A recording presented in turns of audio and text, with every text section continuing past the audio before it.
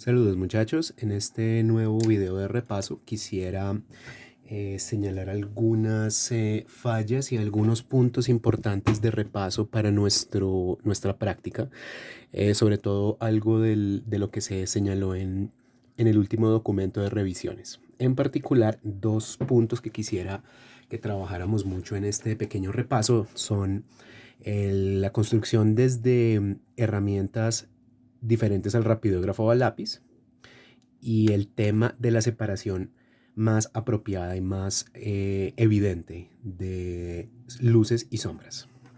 Entonces empecemos. Tengo un portamines calibre 0.5 milímetros en graduación 2H. Tengo mi pincel redondo. Tengo los marcadores Curecolor que introduje la clase pasada. Tengo un Sharpie.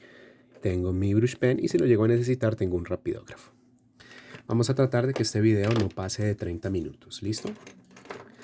Entonces vamos a construir, en este caso a mano alzada,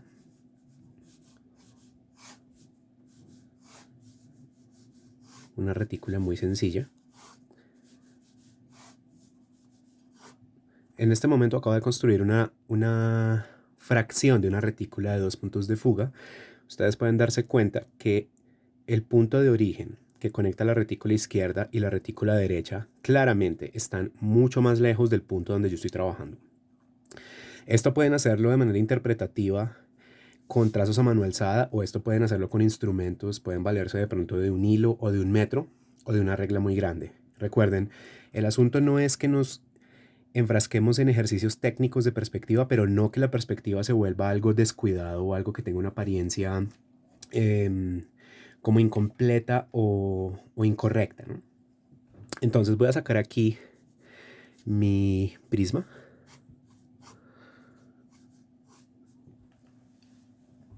Y vamos a comenzar una práctica de diseño.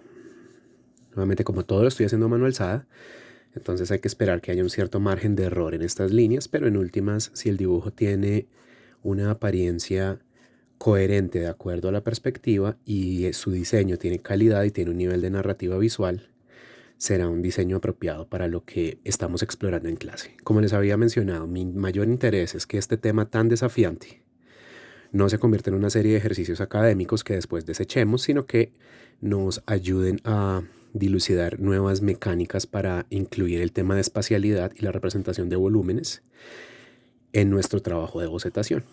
Por eso es que estamos abiertos a la posibilidad de hacer dibujos que tengan bases de mano alzada, pero no quiero dejar de recordar continuamente que quien lo necesite puede valerse de retículas construidas de manera totalmente mecánica, pero en últimas los dibujos, como sus propuestas de diseño, sí deben ser dibujos hechos a mano alzada. Entonces, una vez tengo mis estructuras generales, que en este caso son un cubo y dos prismas, el de la izquierda de apariencia más trapezoidal, voy a empezar a hacer proyecciones hacia afuera o proyecciones hacia adentro, tratando de seguir siempre la lógica que me están dando las primeras líneas que puse. De nuevo, yo hice una retícula a la que tengo que ceñirme, que igual me obliga a hacer un gran trabajo de interpretación porque no tengo demasiadas líneas de perspectiva, pero tengo suficiente información para saber, sin adivinar, sino para que me permite intuir y descifrar dónde deben estar ubicadas las diferentes piezas que voy a ubicar aquí. Como siempre, pues mis intereses se acercan mucho, perdón, por el diseño de formas para objetos escenográficos, así que por ahí voy a hacer esta práctica también, pero ya saben que hemos dado repetidos ejemplos de alternativas para su trabajo, que su trabajo no debe ser figurativo, no debe ser de cartoon, no debe ser necesariamente un trabajo de, ¿cómo se dice?, de narración visual desde ilustración. Tiene que tener un componente de narrativa y pues la primera narrativa es el concepto de oposiciones y contrastes que todo el mundo debe explorar, pero ustedes están en libertad de proponer algo que sea más abstracto, que sea más geométrico. También quiero volver a aclarar que algunos de ustedes de pronto se entienden mejor con ejercicios mucho más geométricos. Y yo había dicho, no pueden solamente dibujar un cubo o un par de cubos, pero sí pueden basarse en cubos y prismas que después tengan quiebres muchachos, y que su trabajo sea mucho más abstracto, pero que no consista solo en unos sólidos simples, sino sólidos que sean un poco más complejos. Eso también es válido. Obviamente el tema de la exploración de contrastes, pues hay que encontrar alguna manera de describir eso, pero otra vez, no es un trabajo de escenografía ni de paisajes necesariamente.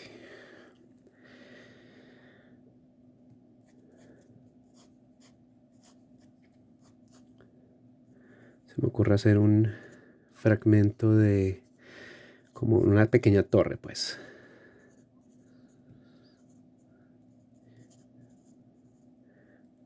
Probar un diseño que no tenga un techo a dos aguas.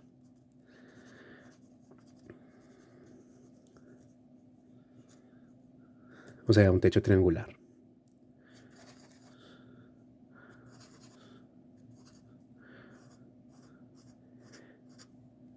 En algunos ejercicios señalamos que a pesar de que hay una buena exploración de una apariencia orgánica en el trabajo, hace falta definir mejor el lenguaje de formas. Ustedes se pueden dar cuenta que yo empecé con un cubo, con un prisma horizontal y con un prisma de apariencia más, bueno, no estoy seguro si todavía lo podemos llamar prisma, pero con un sólido simple de planos inclinados.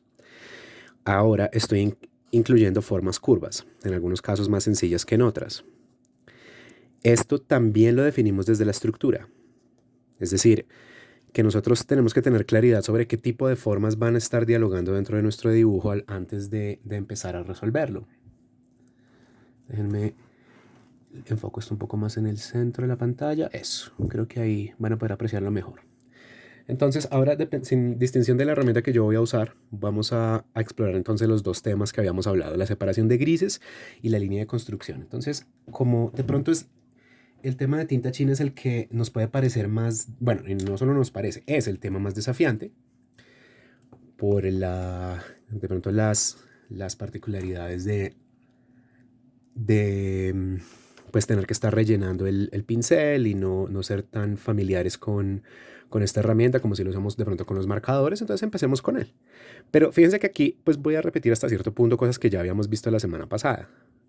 Sobre todo el tema de la construcción desde fragmentos de línea. ¿Sí? Lo que más me interesa, y recuerden esto lo venimos diciendo desde el principio del semestre, es que no se acostumbren, que de hecho se alejen lo más posible de esa línea. Pues uno podría decir que es línea de rotulación, pero en realidad no lo es. Es como una línea que pretende ser de rotulación, o sea, la línea que hace un silueteado uniforme de absolutamente todo, pero que no lo está haciendo de una manera ni muy dinámica ni muy interesante. Quiero que nos alejemos de esa línea tan pesada y que entendamos que la línea de construcción, distinta a la línea peinada, es una línea muy propicia para este tipo de trabajo. Entonces yo voy de fragmento en fragmento, le voy dando una apariencia que sea más dinámica a mi boceto, pero en últimas no es algo que estoy tratando de simular, o sea, no estoy tratando como de poner rayas sueltas por poner rayas sueltas, simplemente quiero comunicarle a quien vea el dibujo que la línea es un elemento de construcción, no de rotulación, que no está buscando perfilar, está buscando sugerir la existencia de volúmenes y formas. Esos volúmenes después los vamos a realzar con matices de gris. Recuerden también que el diseño eh, puede ir sufriendo algunos cambios. Obviamente podría ser un poco controversial porque de pronto al momento de incluir dichos cambios pueden sentir que el diseño se les sale de las manos. Así que ustedes son libres de dejar un boceto tan avanzado como quieran con 2H. En el caso mío, pues como lo he insistido muchas veces, yo no estoy tratando de crear guías de calco. Quiero usar unas estructuras base y tener la libertad de explorar formas que sean a veces más complejas, a veces más simples, pero siempre más interesantes. Por ejemplo, aquí en la vegetación. Estoy haciendo aquí como unos juncos, unas hierbas, unas plantas que ayudan a ambientar más el diseño. Pues estoy agregando un montón de detalles que originalmente no estaban, pero la base ya estaba. Y sobre todo las formas, las estructuras generales ya estaban. Eso es algo importante a tener en cuenta. Porque si bien a mí me gusta tener ese margen de maniobra en diseño, Esto no es lo mismo que improvisar el diseño desde la nada. Ya había una idea general de lo que se pretende contar. Entonces sabemos más o menos hacia dónde queremos que termine esto.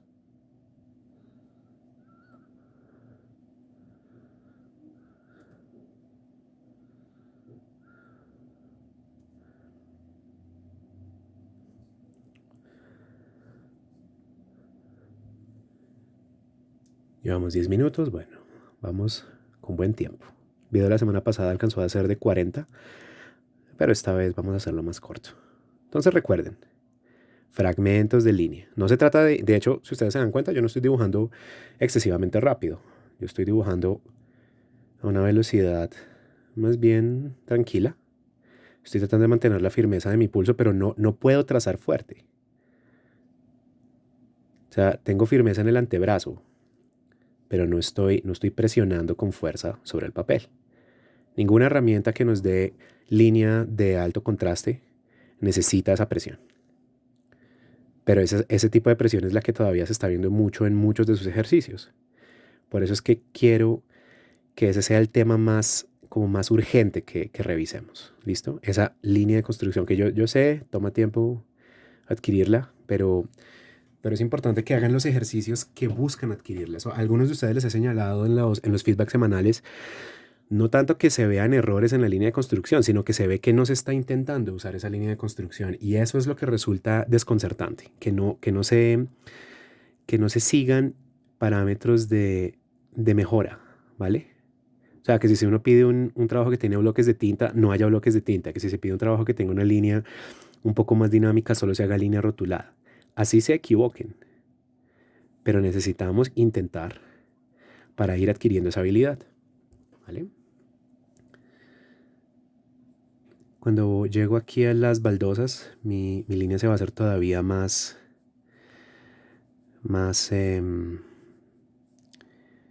delgada. Voy a tratar de añadir menos detalle. Quebrar todavía más esas formas de las losas que están ahí. Acuérdense, cuando hablamos de grietas, no se trata solo de dibujar unos truenos, sino de dibujar un cambio en la superficie de un volumen. Con frecuencia hay que dibujar más de una línea, pero no extenderla tanto. Y como lo hemos venido señalando en clase, la abstracción visual es algo muy importante para nuestros prototipos, que en últimas es lo que son nuestros bocetos. Y parte de la abstracción visual consiste también en saber dónde ir liberando la línea. Una razón más, como si no tuviéramos ya suficientes, para seguir explorando el trazo de construcción. La línea rotulada, sobre todo si no cambiamos las herramientas con las que usamos esa línea, le va a dar una excesiva uniformidad al trabajo, mientras que una línea de construcción, al permitirnos soltar detalles y concentrar esos detalles en otros puntos, nos va a ayudar mucho con el tema de legibilidad y jerarquía visual. Así que recuerden que nunca es por capricho que estamos solicitando y exigiendo que se hagan esas mejoras en su trazo. Nuevamente vamos añadiendo algunos detalles. Esos detalles se van a ir perdiendo poco a poco. Muy bien. Entonces, la tinta china se seca rápido. Igual puedo esperar 2 o 3 segundos. Recarga un poco más. Rinde mucho, recuérdenlo siempre. Como en este momento estoy dibujando de manera continuada, pues no hay necesidad de estar limpiando el pincel. Pero si llega a ser el caso que tengan que pausar o van a cambiar a grises o algo así, pues acuérdense las recomendaciones de cuidado que hemos sugerido durante clase. A mí me llama mucho la atención la posibilidad también, muchachos, de que la línea de pincel, específicamente la línea de pincel, tal vez la línea de brush pen, pero específicamente la línea de pincel, sobre todo la línea que se hace con el pincel redondo, como el que ven en este momento en la pantalla, tenga como un cierto temblor que no provenga de la excesiva lentitud del dibujo, sino de la característica de la herramienta. Me parece que si hablamos de darle como un look, como una personalidad al dibujo, esa línea puede ser instrumental en la creación de esa noción. Obviamente eso es opcional, pero me parece que es más rico, es más interesante y en últimas va a ser más productivo para la eficiencia que buscamos en nuestros dibujos. Que exploremos ese como temblor no accidental de la línea, a que exploremos la rotulación con líneas valoradas. O sea, Me parece que es mucho más provechoso esa línea orgánica que se enlaza también con texturas orgánicas, con una expresión de como aquello que está vivo, de aquello que se percibe como dinámico. Eso me parece mucho más interesante a tratar de hacer dibujos con marcador y, por ejemplo, escuadras. Claramente esos dibujos siempre, siempre se van a sentir limitados. Entonces, consideren esa posibilidad, ¿vale? Vamos a tener aquí el arbolito que está emergiendo del castillo y vamos resolviendo entonces los detalles de la torre. Voy a tener aquí mucho cuidado. También aprovecho para detenerme acá un momento y hacer una reflexión. Si ustedes están planteando un volumen complejo, sin distinción de si hacen una casa, un sólido abstracto, pues, tienen que tener mucho cuidado con los momentos donde los volúmenes empiezan a tener muchas especificidades, sobre todo muchas perforaciones, como por ejemplo acá la torre, que tiene estos ladrillitos en la parte superior. También puede ser con las ventanas, puede ser con las puertas, arcos, si llega a ver. Esos son momentos donde a veces no creo que sea tanto porque no los entendemos, sino por afán. Hacemos unas representaciones de perspectiva muy pobres. Entonces, acuérdense, la retícula, sea mano alzada o sea con instrumentos, puede ayudar a que entendamos eso mejor. Si necesitamos aumentar la cantidad de líneas en esos momentos tan específicos de los diseños, aumentémoslas, ¿listo? Pero tengan mucho cuidado con esos momentos de perforaciones, otra vez como ventanas, puertas, esos momentos muy, muy específicos donde uno de verdad deja ver si la perspectiva y la paciencia del dibujo está ahí, o si por el contrario se está haciendo no tanto una interpretación, sino como una adivinanza con el dibujo. Se nota resto, o sea, casi que valdría la pena no hacer perspectiva si es así como se va a dibujar. Entonces, obviamente eso también nos tiene que llevar a una segunda reflexión. ¿Qué tipo de diseño estamos haciendo? ¿No? Hay diseños que se pueden salir de las manos. Hay diseños, lo vi en la última entrega que califiqué hace poco, que claramente tienen a veces unas pretensiones casi de dibujo arquitectónico. Y uno dice, bueno, es chévere ser ambicioso, pero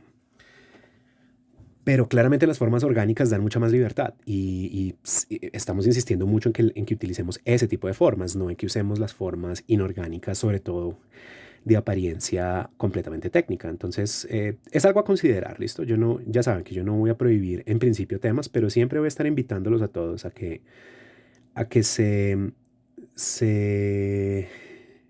detengan un momento y reflexionen sobre el tipo de ejercicio que están tratando de hacer, porque a veces el tema es precisamente que la elección del ejercicio no es la más afortunada. O sea, que nos ponemos en una situación donde nuestro trabajo no va a tener el mismo impacto ni la misma calidad, precisamente porque planteamos algo que justo ahora no estamos en capacidad de hacer.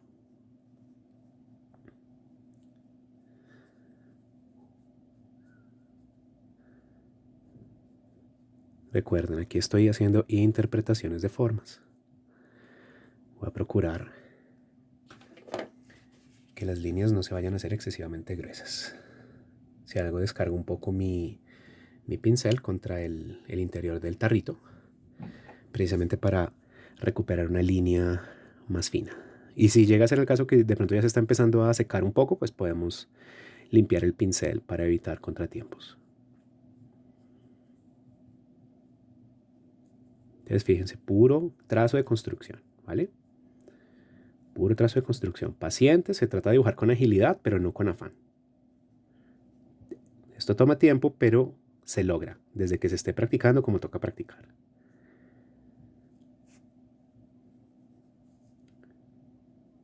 Y fíjense que yo incluso estoy renunciando a dejar líneas rectas. Cada que puedo estoy poniendo grietas, estoy poniendo desgastes, como pedacitos de moho, hongos, enredaderas, el cuarteamiento de la piedra. O sea, yo estoy jugando con la idea de una expresión orgánica aún en aquello que es inorgánico. Y eso es deliberado, ¿vale? Porque una vez más, como lo he venido insistiendo, el asunto es, yo sé que todos están en capacidad de hacer un plano técnico. Si les doy una plantilla y les doy unas escuadras, y pueden sacar un dibujo que se vea bien, pero el asunto es que de eso va a conservar nuestra mecánica de bocetación para la vida real. Y la respuesta suele ser no mucho.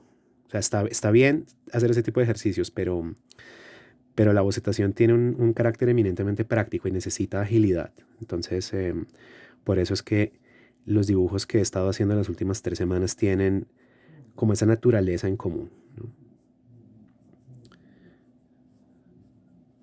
Y por favor, no está de más. Sé que algunos ya lo han hecho, pero por favor, estén muy pendientes de los referentes que se han estado publicando. ¿Listo? Ya tenemos como unas 4 o 5 listas.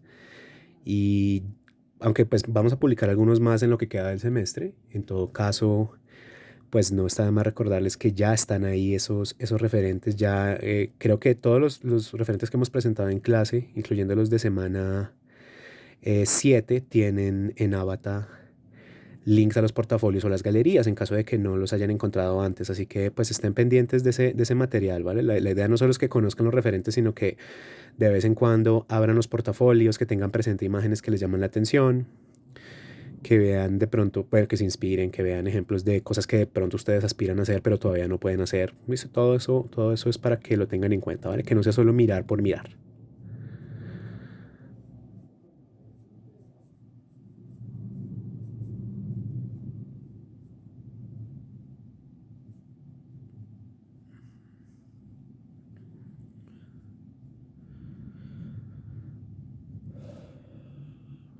Las ventanas curvas siempre son un dolor de cabeza, pero como estoy usando un dibujo de fragmentos de línea, pues ahí alcanzo a salvar un poco las brechas en mi trazo y evitar que se vayan a leer como un error, sino que se lean como parte de la expresión orgánica del diseño. Entonces ahí tenemos un dibujo que tiene una apariencia orgánica, que tiene que tiene un diseño de formas que claramente no están basadas en una geometría tan estricta, pero que parten de unas formas que sí lo son o lo son un poco más. Déjenme aparto mi pincel y cambiamos de herramientas para continuar con nuestra práctica. Entonces ahora voy a empezar a agregar matices de gris. Vamos a cambiar a marcadores y vamos a cambiar a rapidógrafo. Y vamos a comenzar por el principio.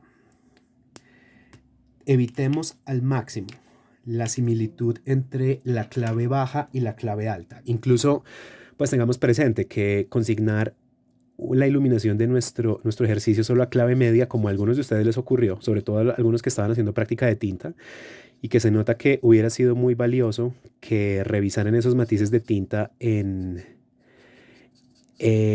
una hoja suelta antes de aplicarlos, porque entonces tenemos una cara de tono medio ligeramente más claro que una cara de tono medio ligeramente más oscuro.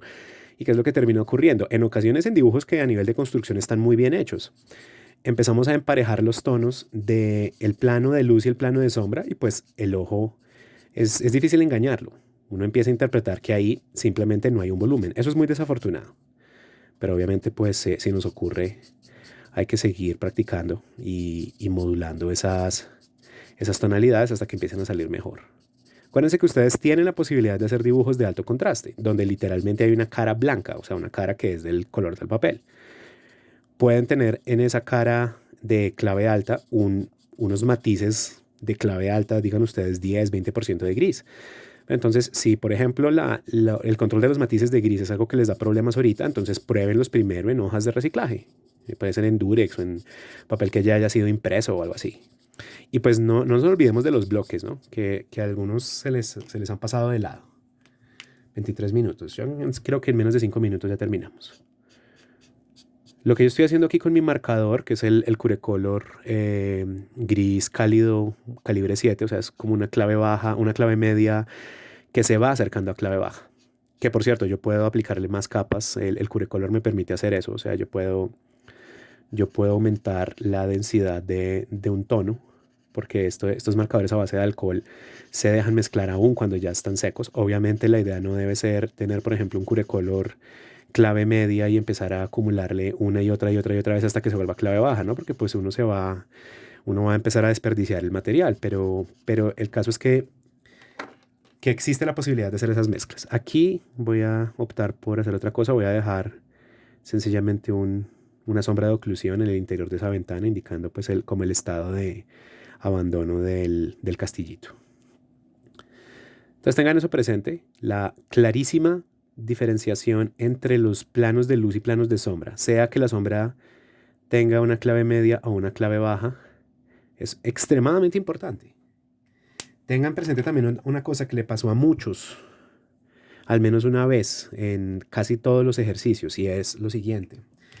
No tiene lógica que la sombra del objeto, no la sombra que proyecta, ni las oclusiones, sino la sombra del objeto, que claramente tiene una luz de rebote, o sea, la luz viene desde arriba a la izquierda, alcanza a rebotar en el entorno y una parte se regresa desde abajo a la derecha, así sea una luz residual, que con frecuencia eso es lo que es la luz de rebote.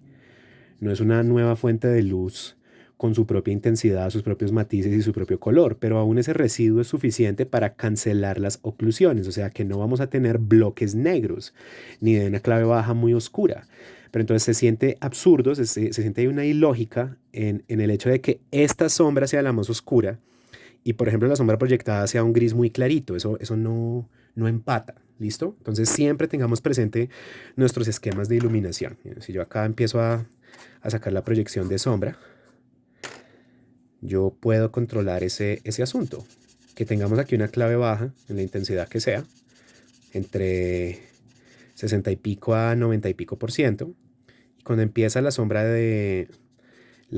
proyectada, entonces incluso le podríamos decir que haya una sombra de oclusión, que haya un punto de la sombra en el que dicha sombra sea más fuerte, llegando a ser casi negro, y después empieza a perderse. En este caso, en una gradación hecha con una textura orgánica. Eso no va a contradecir la lógica de ese volumen. Pero entonces tengan mucho cuidado. De hecho, en este momento, ¿dónde están las sombras más oscuras? ¿Dónde hay bloques de tinta? Podrían decir justo aquí donde está dibujando el profe, pero de hecho no, hay bloques que tienen una apariencia todavía más sólida, que son estas ventanitas de acá.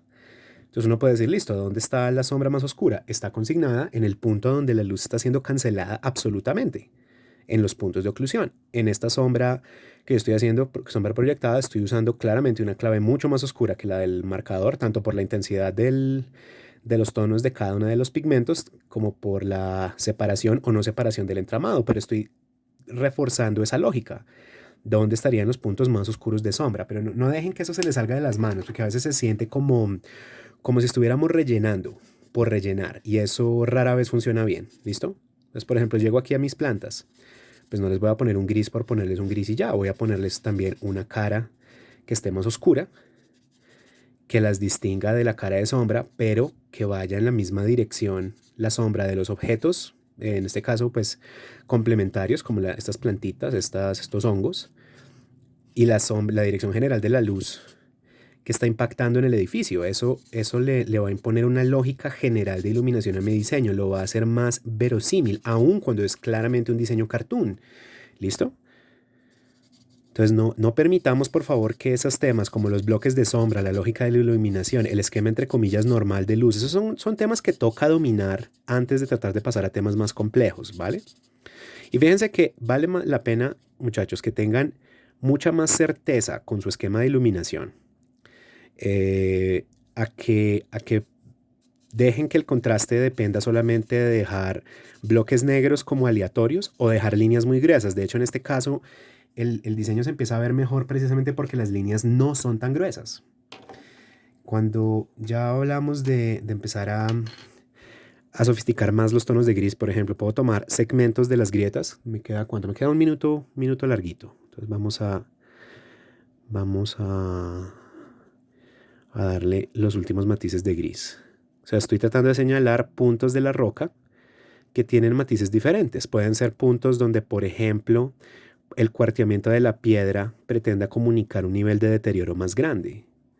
Entonces, esto es un uso selectivo de texturas, pero no es dar una textura pareja a todo el diseño. Y como lo habíamos dicho la semana pasada, no se trata tampoco, muchachos, de darle una textura de piedra a este diseño. Ya está implícito el material rugoso y rígido y quebradizo del que está hecha la construcción principal. Estoy creando puntos adicionales de contraste y estoy ambientando más el dibujo. ¿Listo? Entonces, con esto hay que tener cuidado para que no se vaya a volver como una maña decorativa, ¿no? Estoy, por ejemplo, agregando aquí algunos poros. Creo que ahí, déjenme lo acerco un poco más para que lo vean. Estoy agregando algunos poros que sugieran, de nuevo, la naturaleza de la roca. y también unos fragmentos de entramado muy sencillos que sugieran ese desgaste adicional o esa superficie que no es lisa, ¿vale? Entonces, agrego algunos de estos, pero los estoy agregando primero en pequeños grupos y segundo de una manera selectiva. O sea, no estoy tratando de crear una textura de puntitos en el diseño. Estoy tratando de crear esas pistas adicionales de materialidad, ¿vale? Pero en este caso también estamos hablando de modulación. ¿Cuál es el módulo? Esos pequeños óvalos. Y yo los estoy aplicando de manera selectiva y cuando los aplico les aumento o les disminuyo el tamaño y las cantidades. Entonces tengan cuidado con eso, la dispersión general de texturas. Hay algunos de ustedes que aplican la textura de manera general en todo el sólido. Eso no se ve muy bien, no se ve muy ordenado. Podemos poner aquí algunos puntos adicionales. Vamos 30, creo que unos segundos más ya sería suficiente. Voy a agregar aquí algunas pistas muy pequeñas porque en últimas estamos hablando de la periferia del dibujo. Entonces acá no hace falta poner demasiados detalles. Puedo poner, por ejemplo, algo de textura en los puntos que separan las baldosas. Pero no tiene que ser especialmente complicado. ¿Listo? Y de pronto, si queremos ser un poco más específicos, voy a tomar mi marcador Curecolor 04. Voy a ponerle una clave media más suave a algunos de estos ladrillos, sobre todo aquí adentro. Después le voy a poner un poquitico más de sombra al árbol y ya con eso terminamos esta práctica. Hubiera sido chévere que el árbol fuera más grande, pero pues fue mi error. Claramente tengo más espacio en la página, pero pues como estos ejercicios los estoy haciendo no de manera improvisada en cuanto a estructura, pero sí estoy haciendo como el freestyle del tema. Entonces pues no caí en cuenta que necesitaba más espacio. En todo caso no se alcanza a ver, no hay tangentes primero y pues bueno, creo que no se ve demasiado mal. Entonces ahí tenemos una práctica de 30 minutos, enfatizando línea de construcción y una mejor separación entre planos de luz y planos de sombra. Recuerden que todo es práctica y pues de nuevo, yo he hecho muchas veces esta aclaración, no dejaré de hacerla. Sé que puede sonar un poco ingenuo decirles diviértanse con este tipo de ejercicios, pero ojalá puedan encontrar la parte amena y lúdica de estos ejercicios que igual no dejan de ser difíciles. Estoy atento a sus preguntas, comentarios y avances que quieran corregir. Nos vemos en clase.